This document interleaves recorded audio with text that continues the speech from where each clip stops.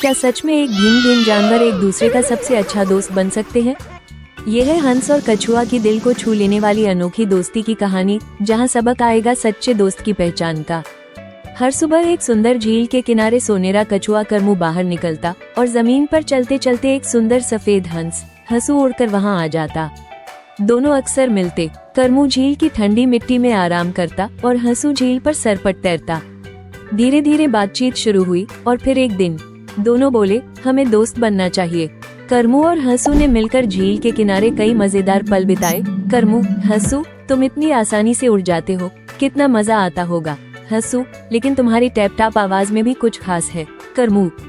वापस वो दोनों मौसम बदलने तक झील पर खेलते, कभी पानी में तैरते, कभी जमीन पर बातें करते। दोस्ती की गर्माहट बढ़ती गई। एक दिन अचानक तेज हवाएं चली, बादल गहरे हो गए, झील में भारी लहरें उठने लगी। हंसू डर गया और करमू भी डरी हुई सतह पर हिचकोले खा रहा था। करमू, तू तैर सकता है? हंसू ने पूछा। नहीं, मैं तो जमीन है, उसने जवाब दिया। तभी एक बड़ी लहर ने करमू को झील की तरफ धकेल दिया। हंसू ने जोर लगाया, पैरों की मजबूत पंखों से पानी को काटा और करमू तक पहुंचकर उसे अपनी पीठ पर बैठाया। नहीं डर, हंसू ने कहा, और दोनों ने मिलकर एक दूसरे को रोशनी दिखाकर झील पार की।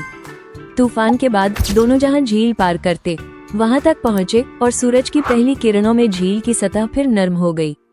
करमू ने कहा, हंसू, तुझसे बड़ा दोस्त मैंने कभी नहीं देखा। और हंसू मुस्कुराया, और तुम्हारे बिना मैं भी अकेला होता। सीख क्या है बच्चों? एक सच्चा दोस्त वो होता है जो मुसीबत में साथ खड़ा रहे, जो बलवान या कमजोर नहीं देखता, बल्कि दिल और भरोसा देखता है। इसलिए करमू और हंसू की दोस्ती हमें सिखाती है, जिसके साथ खड़े रहें वही सच्चा दोस्त है।